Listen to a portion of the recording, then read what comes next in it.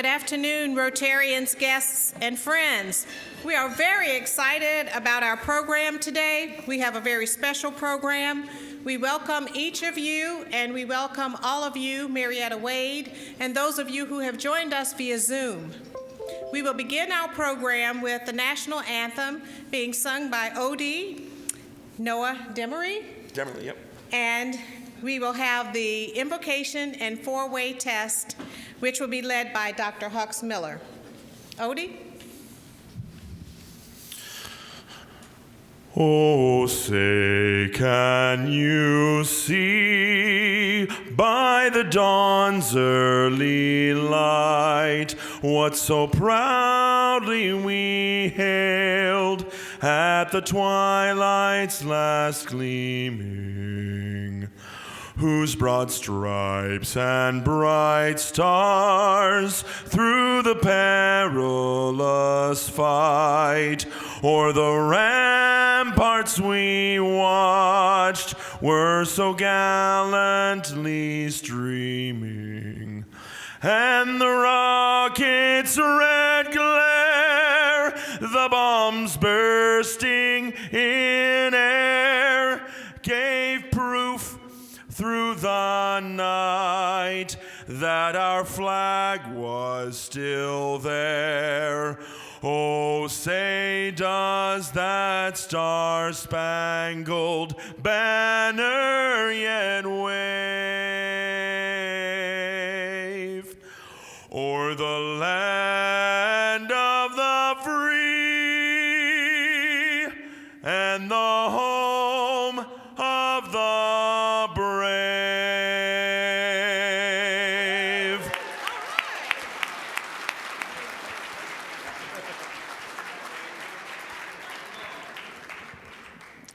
Wow. In honor of the U.S. Navy, the invocation today is taken from a 19th century Anglican hymn that was Winston Churchill's favorite when he was the First Lord of the Admiralty. Let us bow our heads. Eternal Father, strong to save, whose arm hath bound the restless wave, who bids the mighty ocean deep its own appointed limits keep, O hear us when we cry to thee for those in peril on the sea.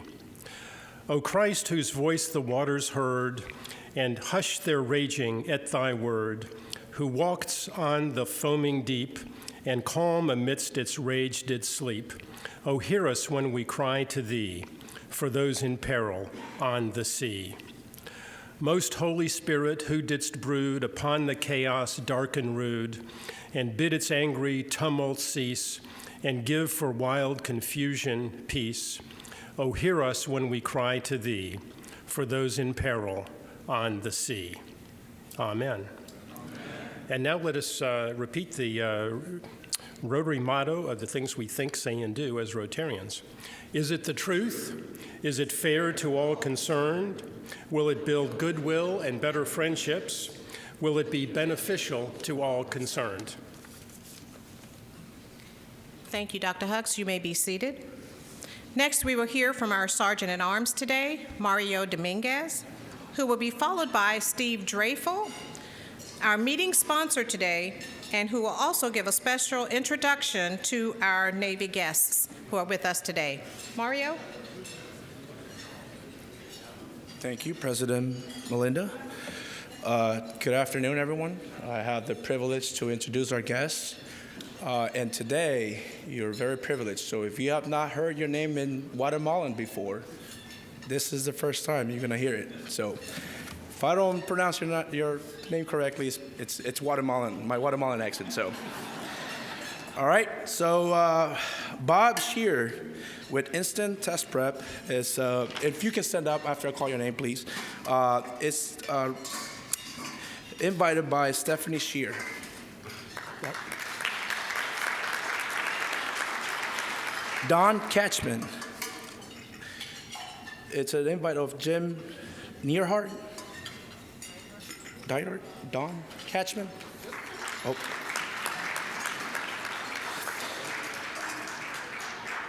Eric Walker with Lincoln Heights Outreach. It's an invite of Ed Mathis. Judith Cheeseman, former P&G, and she's Bible Study International. And it's an invite of Melinda. Julie Rowland. This one was a hard one. Quiet-driven advisor. Oh, there you go. It's a guest of Jeff Hart. Natalia Bola with Citibank. She's a guest of Jalen Gordon. Sarah Portman is a guest of Tasha Stapleton. Sarah Bojorquez Lopez is a guest of Stephanie Shear.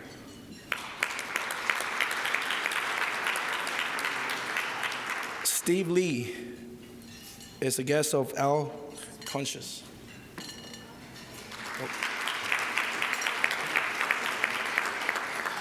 Tom Tiller with Hewlett Packard is a guest of Don Keller.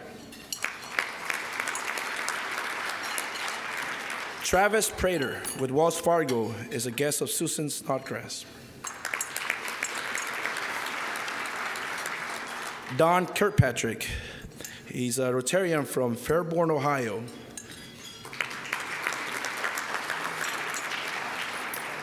Bill Froschauer, he's a retired and a guest of Hawks Miller. And last, David Mann, he's a Cincinnati council member.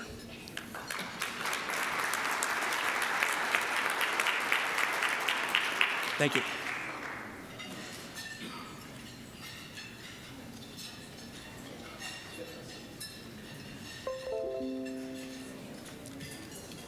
Good afternoon.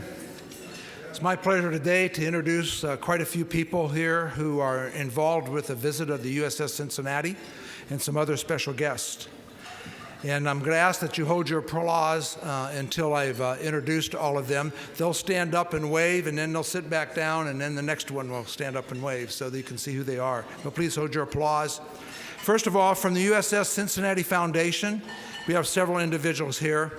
And the USS Cincinnati Foundation put together the visit of the USS Cincinnati and its crew.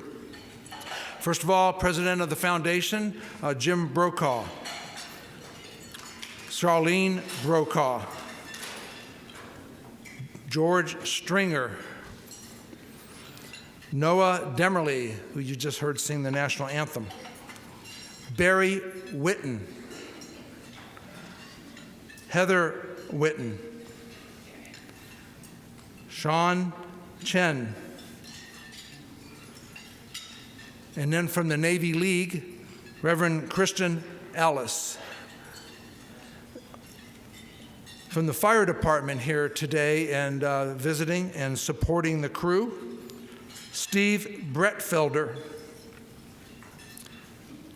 Mike Case, Mark Sanders, Ken Caldwell, Matt Alter.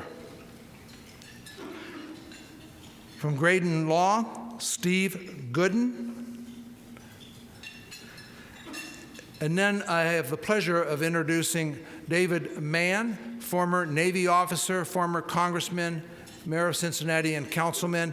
David had the honor of setting the watch at the commissioning on October 5th, 2019, and stuff at the commissioning of the USS Cincinnati.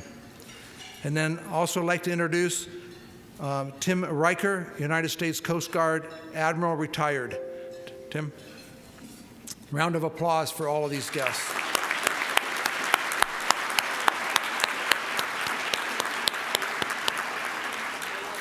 Before we introduce the crew, we have a short video that we will be showing.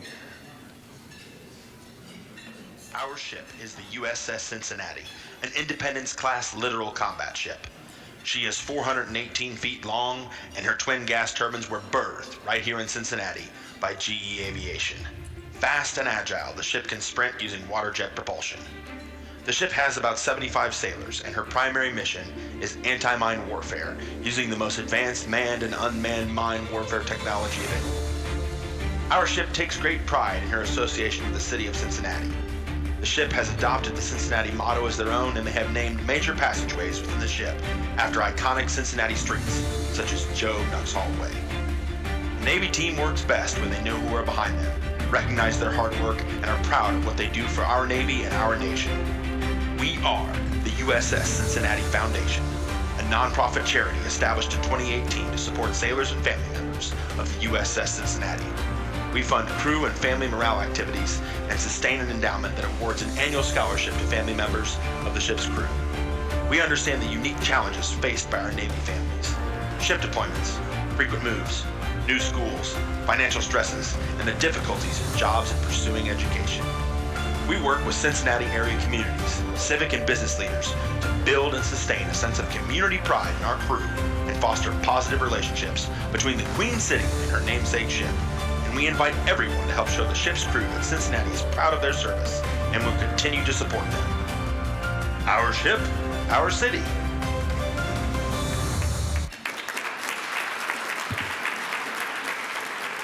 And now to introduce the crew that's here from the USS Cincinnati. First of all, from Cincinnati, Lineman Second Class Noah Coe.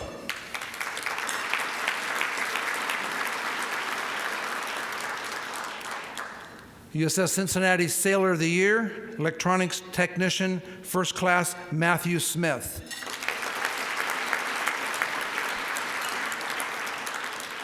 Combat Information Center Officer, Lieutenant Santino Alteri.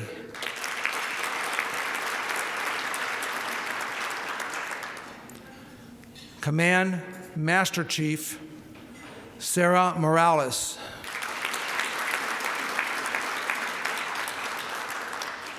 And the captain of the ship, our speaker today, which I'll introduce a little later, Captain Colin Corridan.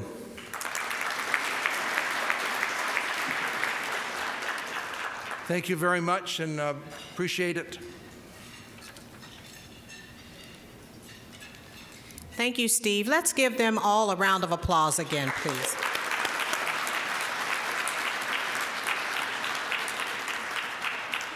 Next, we have two new member introductions.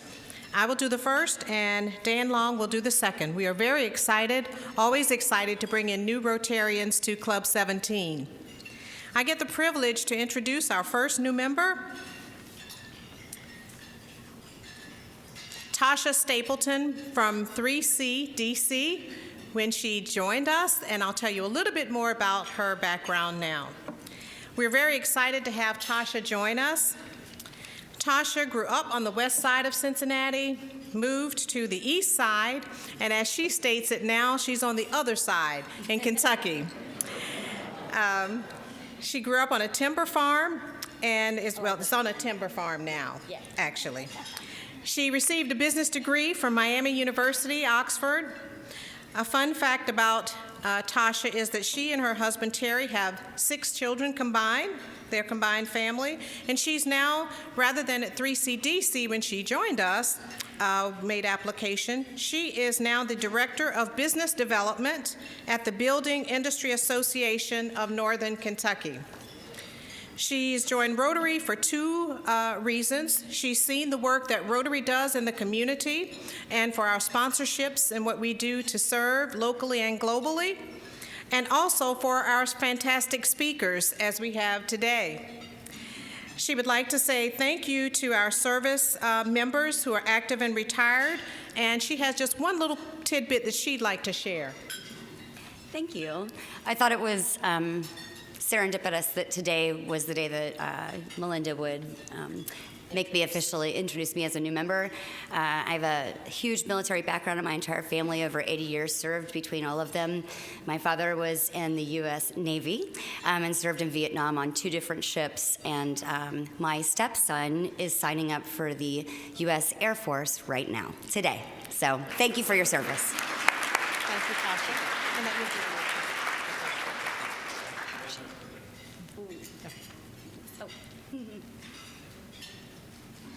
Thank you. Thank you. And our next new member introduction will be done by Dan Long. Dan? Thank you, President Melinda. Ovi Fred Okati, 50-year-old Nigerian-born U.S. citizen by naturalization who arrived in the U.S. in November of 2003 and now living the American dream. Married to his college sweetheart Lillian Ogati, and now have 3 children, 19, 16, and 9. Fred is a nurse by profession turned businessman who lives in Westchester, Ohio. He's self-employed, a director at Homefront Nursing since September of '09. Presently gives tens of thousands of dollars to charity organizations in the U.S. and Nigeria through the Lil and Fred Okati Foundation, a 501c3 foundation. He joined Rotary because he believes he was a Rotarian in beliefs before he actually became a Rotarian member.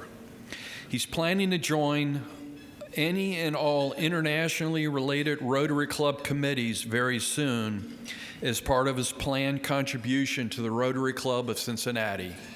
So with that, let's give a warm Rotary welcome to Fred. Congratulations, Fred.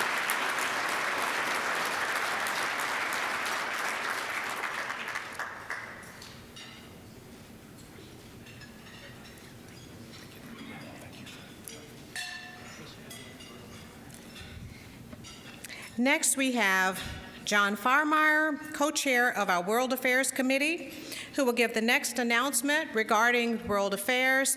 After John will be Bob McElroy on an announcement for Ukraine, our response to the Ukraine situation. So first, we will have John Farmeyer. All right, let's bring Bob up here pretty quickly here, wherever he is. There's Bob. Oh, come on up. Thank you, President Melinda, and I have to hold this, sorry. I'm here today to talk about a couple things regarding our world affairs activities. Most importantly, I'd like to share with you the news regarding our Ghana project. You will recall that back in the fall, we hosted a fundraiser, which Flynn and Company sponsored. Thank you, Rick. Adding in some carryover funding from last year, I'm happy to report that we raised over $38,000 for this year's project. Thank you. Thank you so much for your kind generosity. So how will the $38,000 benefit others? It will be used to support 4 primary and junior high schools in Ghana with nearly 1,200 students. Among other things, the money will fund purchase of locally sourced desks, bookcases, teachers' tables, and buy over 5,000 textbooks. So the money goes far in Ghana. A big thanks to Tony and Before Archery for leading this great effort. Co-chair Chuck Martz and I and the entire committee are very grateful for all that you have done. Tony is with us via Zoom, so thank you very much, Tony. And Tony couldn't be here today, but she sends her thanks to all of our very generous donors. The World Affairs Committee is now working to set a direction on a possible new project, one that may be in this hemisphere, in Latin America or the Caribbean. We hope to share some more information here in the coming weeks. Now I'd like to turn the mic over to Bob to talk about ways that Cincinnati Rotarians can help alleviate some of the human suffering now occurring in Eastern Europe. Bob? Thank you. First, I'd like to acknowledge Natalia Bola, who's from the Ukraine, and her family's still there, and she's a former Hilton employee. She used to work here with us. Anyway.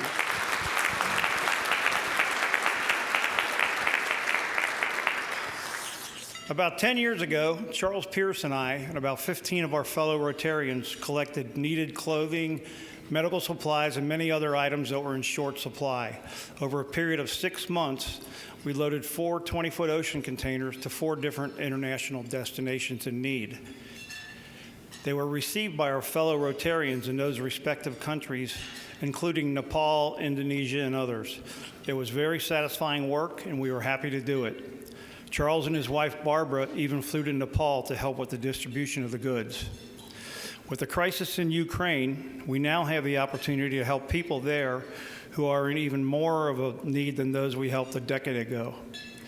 We have been in contact with Matthew 25 Ministries, whose main office is in Blue Ash. If our club's members can collect needed supplies, they will perform the task of getting them to Ukraine. These goods will be included in the ocean containers that Matthew 25 currently is loading on a regular basis and forwarding to Ukraine through their established system. I know the good deeds we do as Rotarians normally ask for money donations, and if that's what you want to do, we can accept money. But in this instance, it is things that we can help them with, and these items which we assume are readily available in our everyday lives are scarce or non-existent in Ukraine. Cash donations are okay, but the items listed are most needed at this time. Today and at next week's meeting, we will be collecting whatever you can help with. For our online Zoom members who want to contribute, I will make arrangements to collect them if you have no way of getting them to us. I have asked Matthew 25 what is most needed, and the list includes personal care products like antibacterial soap, hand sanitizer, toothpaste, toothbrushes, shampoo, body wash, deodorant, lotion, feminine hygiene products, things that we assume that are readily available to us. Paper products include toilet paper, paper towels. First aid items, bandages, gauze, pads, first aid tape, antiseptic creams, hydrogen peroxide, alcohol, latex clothes, instant cold packs, etc. Clothing new and gently used, and the weather in Ukraine is normally a bit cooler than it is here. Linens include quilts, bedspreads, comforters, sheets, pillowcases, blankets. If you have any of these extra around your house, which I know I do, we could contribute those. Baby and infant supplies, diapers, wipes, diaper rash, ointment, baby wash, baby shampoo, baby lotion. If any of you are familiar with little babies, you know how that can be irritating for them, and there's not a whole lot you can do if you don't have these things. And the last thing is new stuffed toys. And they want new, only new, no battery operated, or toys over 12 inches. As always, your help and contributions are sincerely appreciated. If you want a copy of the items I just mentioned, just let me know. Thank you.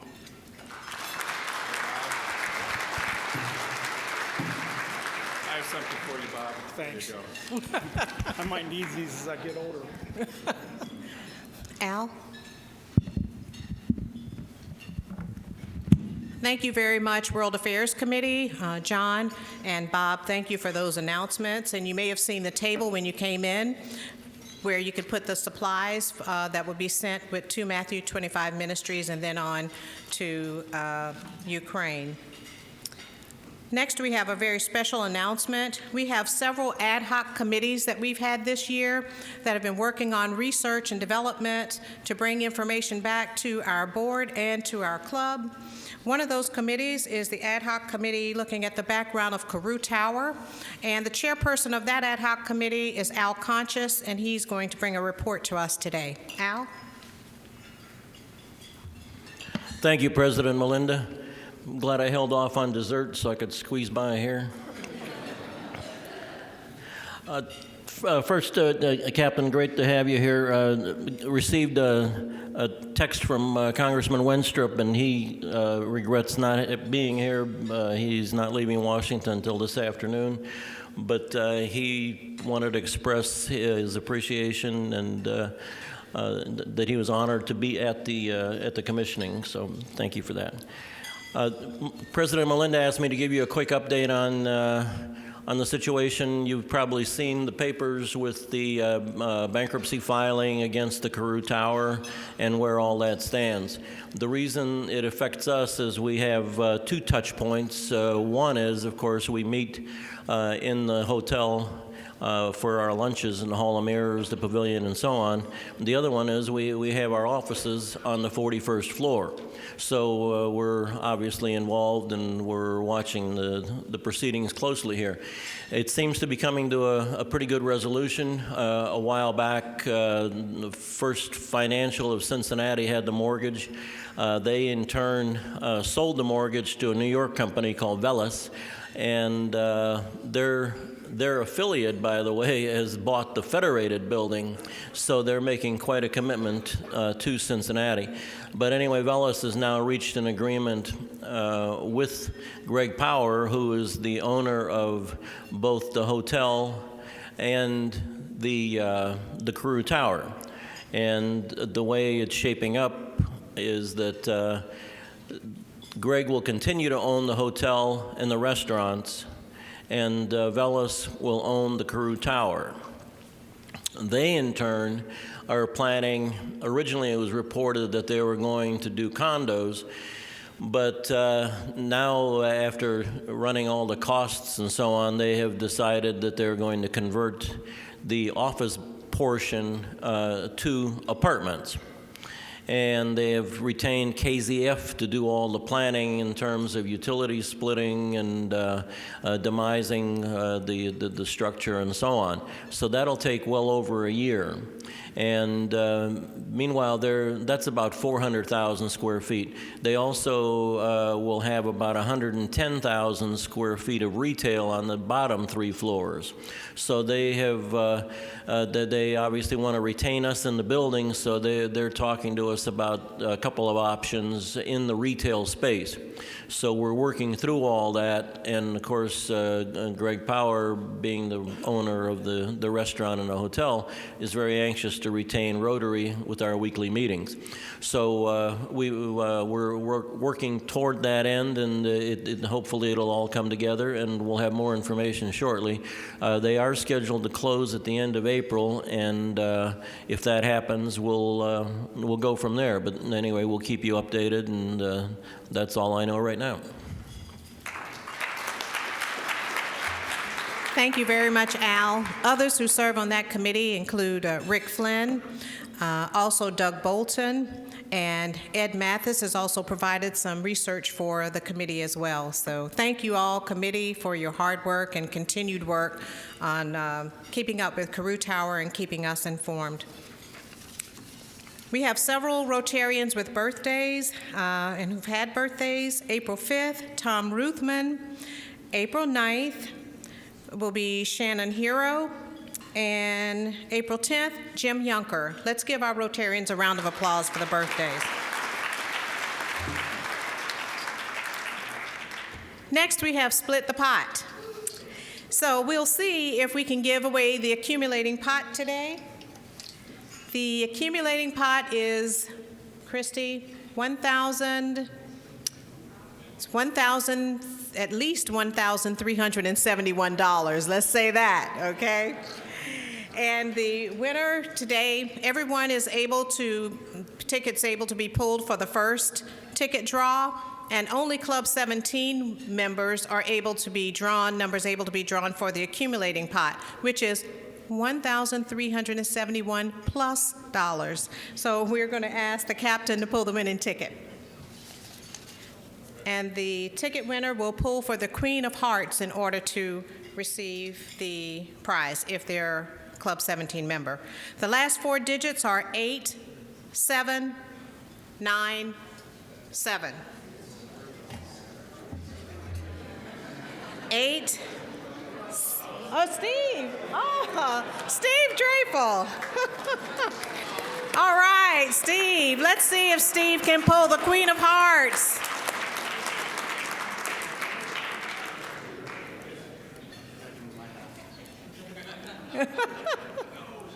Queen of Hearts. Oh. 8 of Spades. Good try, Steve. And Christy's going to show you the Queen of Hearts right now. It was right next to that. So good try. We'll get ready for the Split the Pot again next week. Right now, we're going to give a very, very special thank you to Owen Rassman. How many of you were at the old firehouse on Spring Grove last week, Heights Studio? We heard Greg Rhodes, historian for the Cincinnati Reds. He gave another exciting talk with some great information. And none of that would have been possible had it not been for Owen Rassman. Owen, please stand.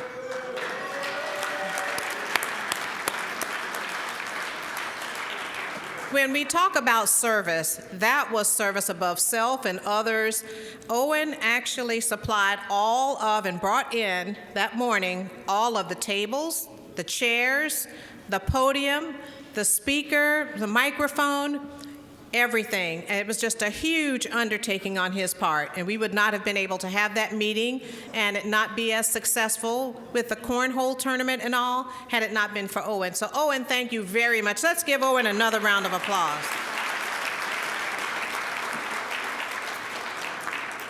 We had our March Madness raffle, and the winner of the raffle was Doug Keller. Doug, please stand. Kansas won.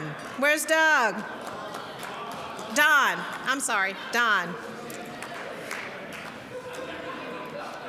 Don, you're not going to stand up. Yay.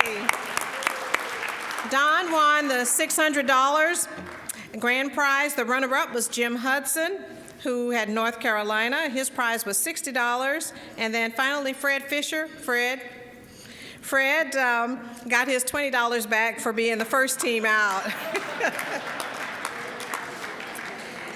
District 6670 has Women in Rotary. We'll be looking at the Empowering Girls Ending Human Trafficking Zoom workshop. That's April 9th.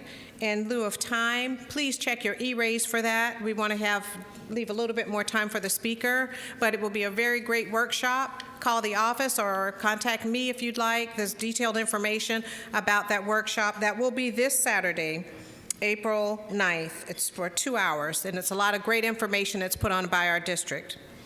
Also by the district, save the date of August 6th.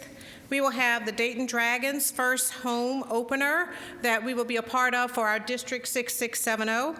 Again, that date is August 6th. The tickets are $14 each, and you will be able to purchase your tickets in June.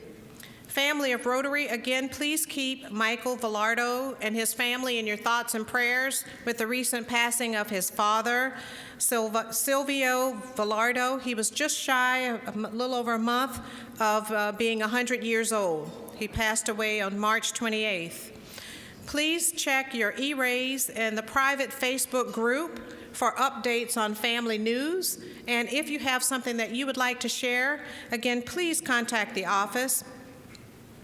Our policy is to place those announcements in those two places, so if you'd have anything you'd like to share, contact Christy and Sarah. Please raise your hands in the back, Christy and Sarah. Let's give them a round of applause. They're great office staff. At 1:30 this afternoon, we have several committee meetings. The Rotary Cincy Due Day Committee will be meeting in the boardroom 4 on the mezzanine level. The Membership Development Committee will meet in the boardroom 3 on the mezzanine level.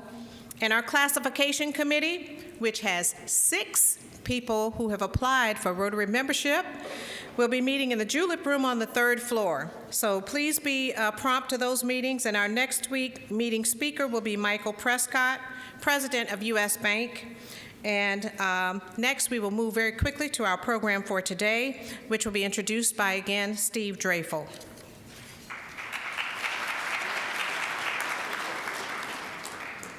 It's my pleasure to introduce Captain Colin Corridan, Commanding Officer, USS Cincinnati. Captain Corridan is a native of Springfield, Massachusetts. He graduated from the Massachusetts Maritime Academy in 1999 and holds master's degrees from the University of Oklahoma and the Naval War College.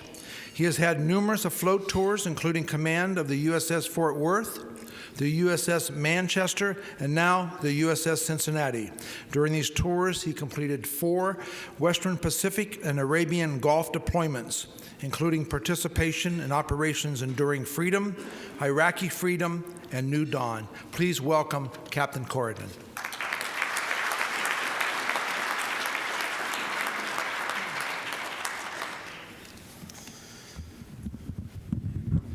Well, thank you, Rotarians, for having us today. It's a real honor.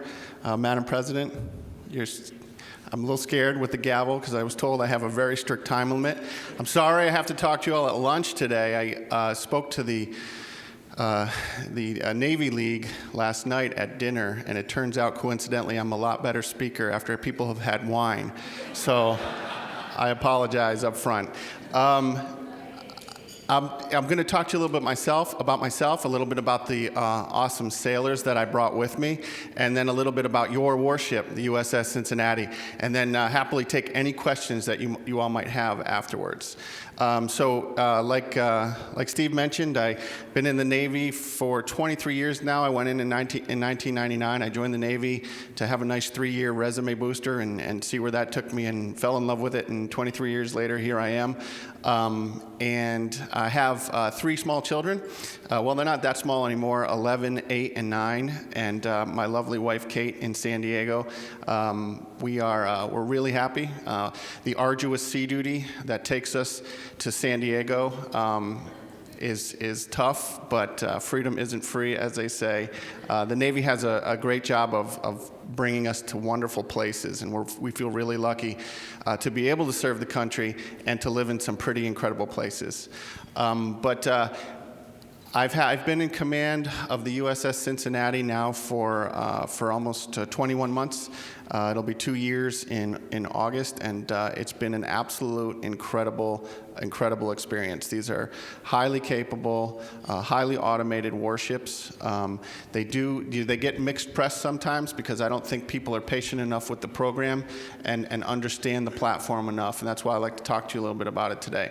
It's a great ship, but what makes the ship great are the sailors. So I would like to talk to you about who I brought with me today, starting with your own native son, MN2 Noah Cole. Would you please stand up?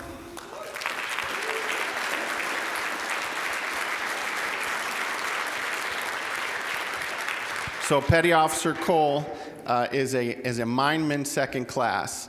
Now you have to stand. If I have to stand, you have to stand. And what he does is basically the mission of the ship now. The Littoral Combat Ship has 3 core missions. Mine warfare, anti-submarine warfare, and surface warfare, these small surface targets. So we have been tasked with the mine warfare, and we are actually testing some cutting-edge technology for the mine warfare area. Historically, the Navy has built wooden ships, and we still have them, that go into the mine danger area and hunt and sweep for mines. We're getting away from that, and the way we're doing it is with the Littoral Combat Ship and the mission package that goes along with it. It's designed to have the ship loiter outside of the mine danger area and send autonomous vehicles into the danger area to hunt and then to destroy the mines.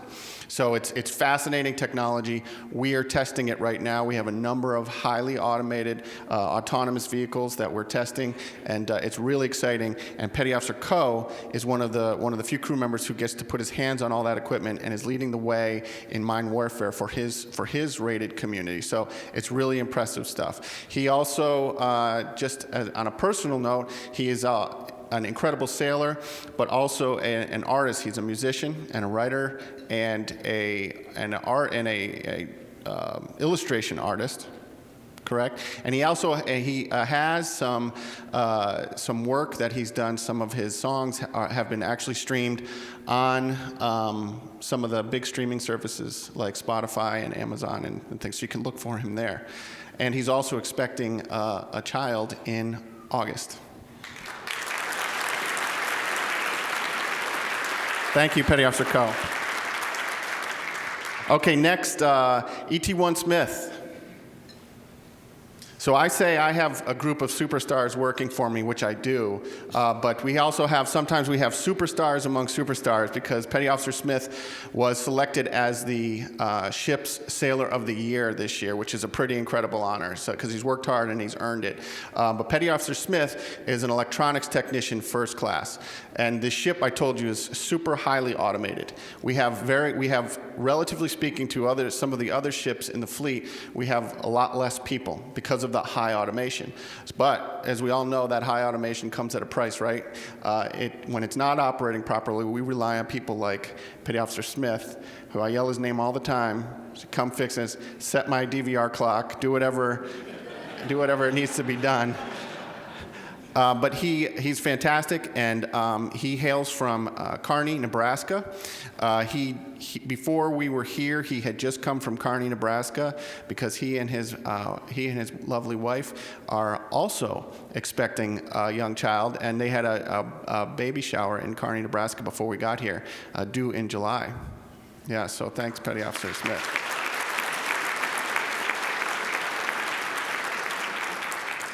Okay, next up is Lieutenant Altieri. Lieutenant Altieri hails from Watertown, New York, and he is the CIC officer on board the ship. And that's pretty specific, but really, in truth, he does a lot of things. He's one of my lead operations officers. Anything that we're planning for the future, anything that we're executing presently, has to be planned and has to be led to completion.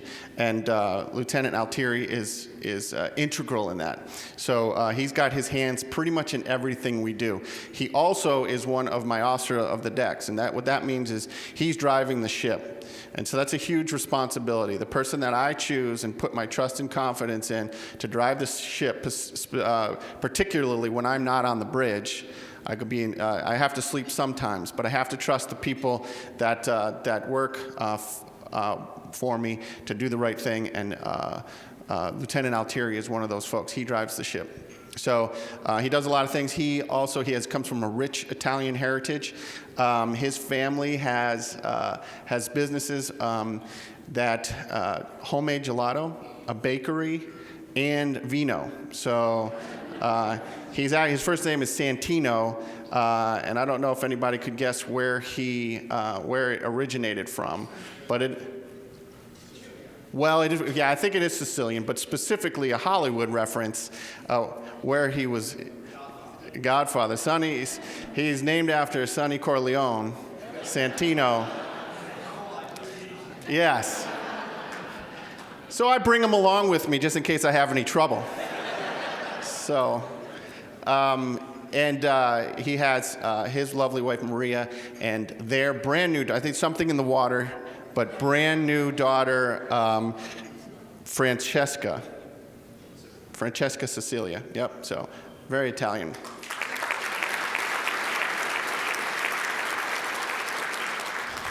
Okay, and last but certainly not least, my Command Master Chief, Sarah Morales. The Master Chief, senior enlisted leader on board a ship, is a vital position, what we call a command triad. The commanding officer, the executive officer, who's the second in command, and then the command master chief form the command triad. All the major decisions are made with those folks coordinating together to make the right decisions. Anything that has to do with any decision I make that's going to affect sailors and their lives and their morale, I make sure it's discussed with my command master chief. She's my confidant when it comes to making decisions. Being out at sea, the morale and the climate and the culture is absolutely paramount. And the decisions that I make, I know there are going to be second and third order effects of those decisions for the sailors that I lead. So I want to make sure that I have the pulse and that I know what's going to happen. Sometimes I have to make those hard decisions that are going to affect the crew negatively, but at least we've thought them through, and she helps me do that every day. And she tells me to shut the heck up when I need to. So that's what I'm worried about here. Okay, I don't have to shut up yet. I got the hook from two directions here. Wait, you don't get to sit down yet? No. I can pretend to be the boss in front of all these nice people. Command Master Chief joined the Navy at 17 years old, requiring her parents' permission because she was so young, and has been in for 22 years. She's married to a senior chief petty officer, so she is the ranking member in her household. No, not true, because her 8-year-old daughter, Gabriella, I think really runs the show, which is the highlight of her life, I know, besides me. But recently, a round of applause because she made Master Chief this year recently, and it's a tribute to her because she finally gets to wear the rank she deserves.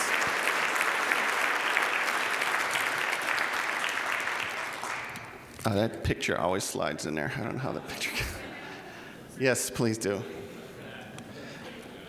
So like I said, it takes great sailors to make a ship great, and unfortunately the Navy only pays us to bring 5 sailors when we come, but I would love to have brought them all because they're all fantastic. You can be certain that we work hard every day to make you, our city, proud of us, and we represent you well, and the relationship that we have with the city is super important because it does mean something to us. When those days are hard and those days are long, it's nice to know that we've got people rooting for us and people that care about us back home because it makes it that much easier to kind of dig deep and finish those hard things that we're asked to do.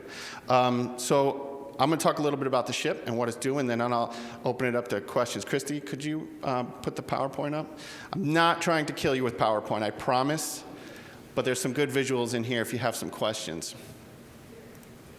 So the Littoral Combat Ship it has 2 variants. It's one class with 2 variants. There's a single-hulled version, which is the Freedom variant, on the left, and then there's the Independence variant, which is on the right, which is a trimaran. That is what the Cincinnati is. Next slide, please. The Freedom variant is all stationed out of Mayport, Florida, and all the Independent variants. Oh, I do the slides. Sorry. Look at me up here, prima donna. I can click it. I usually don't do 2 things at once. All of the 2 variant. So the Independence class are all even numbered, and the Freedom variant, the monohulls, are all odd numbered. So all of the even numbered ships are in San Diego, and all of the odd number ships are, besides one, the USS Fort Worth, which is still in San Diego, are out of Mayport, Florida. So there's 38 purchased, the 2 home ports. I told you about the 3 mission areas we're focused on. Those are our core mission areas, but a lot of other organizations are very interested in the capabilities that the LCS brings. What makes the LCS special? We go fast. First and foremost, we go fast. I went about 40 knots to get home on Friday one night for about 4 hours, and actually had a big amphibious assault ship call us and say, hey, we think we have a radar malfunction. We hold you going 40 plus knots. Can you confirm? And we said, hell yeah, we're going 40 knots.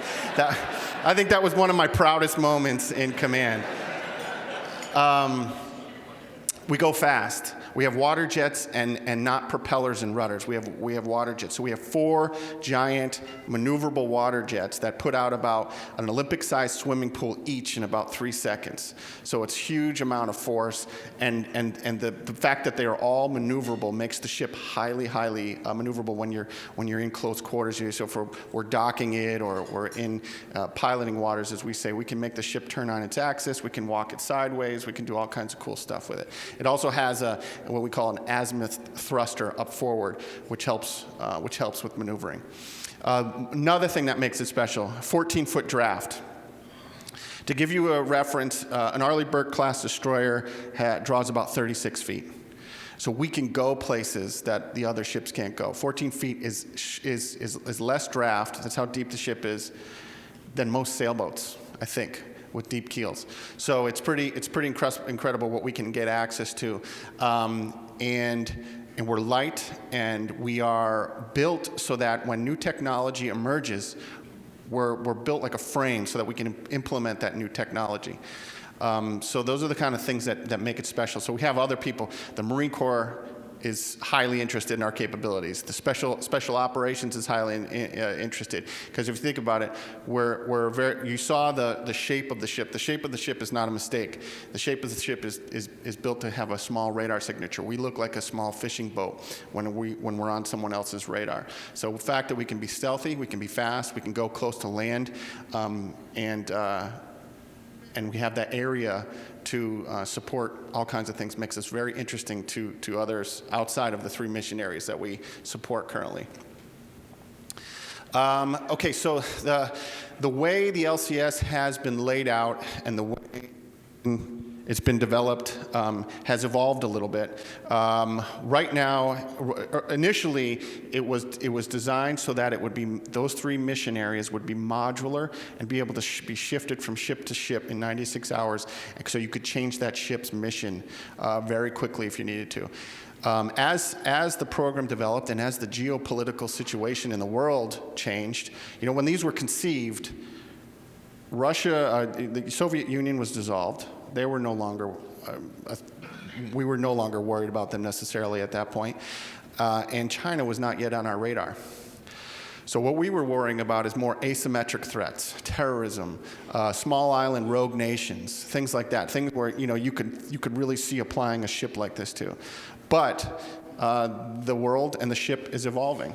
So with it is the way we man it and operate it. So the decision was made, instead of taking these mission modules and rotating them around, we would just identify these specific ships and have them do that mission. So we have 3 divisions of these ships. Each division has a specific mission, and within each division, you have deploying hulls, and on those deploying hulls, there's 2 crews like submarines, blue and gold, and those crews will rotate.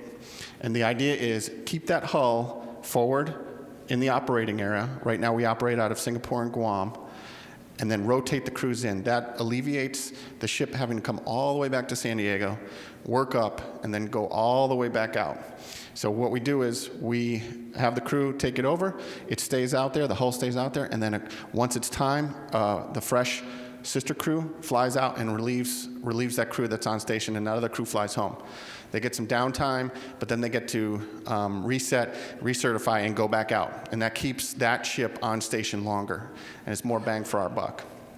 So when the crew comes home, they need a training ship. We are very highly, we utilize simulators and computer-based training and classroom training to get our sailors qualified so that when they step foot on that ship, they're ready to go. There's no more training that needs to happen. They are ready. They're like pilots boarding your flight. They sit in the seat and they're ready to go. So what that requires, when that crew comes home, they do all that classroom training, some simulator training, and then they need a training ship. So one ship in the division has been designated as a training ship, and that ship is captained by someone who has had a previous command before. That's me, and your ship, Cincinnati, is currently the Mine Division 12 training ship. So not only do we do our own tasking, our crew does their own tasking for Third Fleet and the testing of this new technology, but we also are highly involved in training the deploying crews that are going out currently. And so it doesn't make any sense to have a training ship in a long maintenance availability we call dry dock, when you put the ship up into a dry dock and do all the maintenance to it that you can't do when it's in the water. So when the Cincinnati goes into dry dock, sometime in 23, they will shift the training flag to another ship, and then your ship will go through the dry dock, go through the basic phase, and then deploy. And those sailors will need your support while they're out there doing that, because it'll be really exciting, and I'm sure you'll be proud of what they accomplish when they do that. But right now we have 2 tasking in and out of San Diego, testing that new technology and training the other ships that are deploying. Okay, so that's what we're up to. Here's a picture of the ship, some of our weapon systems. I want to point out one thing before I start taking questions, that we are much more interesting to our adversaries right now. Like I said, we weren't built for deep ocean operations, but we can do them. And if you see that top picture, that additional picture there, those canisters are put on each one of the deployers before they go. And those contain the Naval Strike Missile. They're a 100-mile over-the-horizon anti-ship missile. That makes us much more interesting to our adversaries. As before, they weren't necessarily worried because they had a further reach out and touch than we did. We have changed the game there. They are now focused on us and having to calculate it, and we are complicating things for our adversaries in the Southeast Asia area of operations. So I wanted to point that out. So our lethality has increased significantly. Okay, I'm already getting the warning sign. I'm going to hold this gavel so she knows. So I'd like to open it up to questions. Sir. Captain, I was lucky enough to go on a cruise on the USS Abraham Lincoln last year, and overnight we flew out to San Diego, flew onto the ship, flew back to San Diego, and we spent the night on the carrier. Is there any kind of options on your ship to do that, to visit for an overnight? For a small fee, we can do anything. Sorry, how Congressman. small is it? You didn't hear that. Well, you know, it's much easier to do that on a bigger ship. We're very efficient on our ship. We have a specific amount of sailors and a specific amount of racks. And we have been task saturated. I would love to do nothing more. We call that a tiger cruise. And I would love nothing more to do that, or a family day cruise where we go in and out and just bring the families for one day. I am constantly trying to do that because it's a huge morale booster for the sailors and for the community. So it's not on our radar yet. It's not impossible. And if we do it, you'll be the first guy we call. One more question. Sure. How long is a normal cruise when you leave San Diego? So it depends. It depends on what's going on. It depends on what you're tasked with. But right now, the crews that are flying out and rotating are spending anywhere between 4 and 7 months out there. And again, it depends on, is their crew ready to relieve them? Have they been fully trained? What are they doing out there? They're doing a lot of freedom of navigation ops. China is claiming all kinds of territory that the international community does not acknowledge. So we just sail right through it. And we have to do that so that they won't just start usurping all of that water space out there. So it depends. Short answer. Oh gosh, yes, sir. In the war in Ukraine, we've been hearing very impressive reports about drones. Now you have drones on your ship too. What is their function? So that's a great question. The drones are the future, and we are trying to keep pace with technology and our acquisition system. We have, very specifically on my ship, something we would characterize as a drones, partly autonomous, partly human-driven, the mine-sweeping vehicle that I told you about. It's about 12 meters long, and we send it out, and we remotely control it, and then we hit the button, and it does a pre-programmed mine sweep, and it has a tail with a sonar on it. And that does the mine sweeping for us. So that's one of our autonomous vehicles.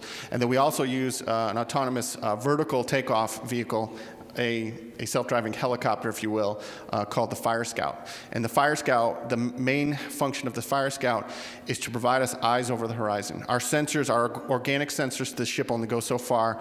With the Fire Scout, we put it at the horizon, and now we can see almost twice as far because it will relay back what it's seeing to us. And so we use that to build our situational awareness. Captain, what does anti-submarine warfare look like in 2022 from your perspective?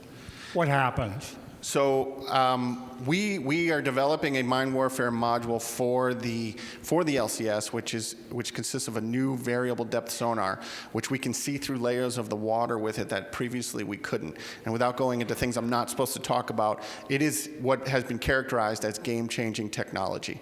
With quantum, quantum physics and those things coming into the play now, there are different technologies out there are being able to see through water a lot easier than it had been before.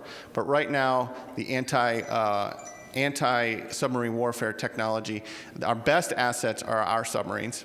And the next best thing are what we have currently out there, which are the Arleigh Burke class destroyers. But that's where we stand right now. But we are moving very quickly, particularly with autonomous vehicles as well, to increase our ability to find and hunt submarines.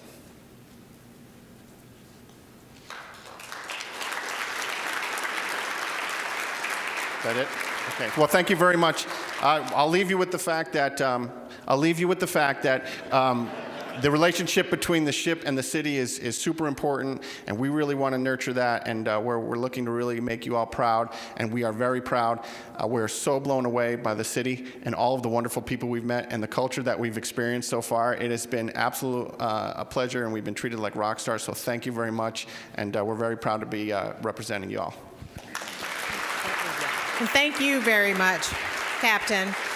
We would like to present you on behalf of Club 17. We would like to present you one of our pins of our motto for this year, which is serve to change lives, and that's exactly what you do. We will also give a donation to the eradication of polio to Rotary International in your honor. Thank you so very much. We're so proud of you, and thank you for all that you do and for your presentation that shared so much with us about the USS Cincinnati. We appreciate you and all of the sailors. Thank you so very much. Let's give him another round of applause.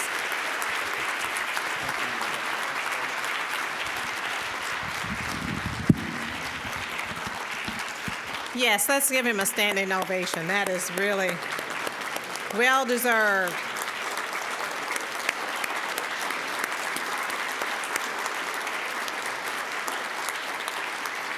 Thank you so very much for being here, all of you, and spending this time with us. We have, again, 3 meetings this afternoon. The Rotary Cincy Due Date Committee will be meeting in the Boardroom 4 on the mezzanine level. Membership Development Committee, Boardroom 3, on the mezzanine level, and Classification in the Julep Room. We also have the Assistant Fire Chief here today. Is Assistant Fire Chief still here? Would you stand? Let's give the fire and firefighters, please stand, that we have, give them a round of applause.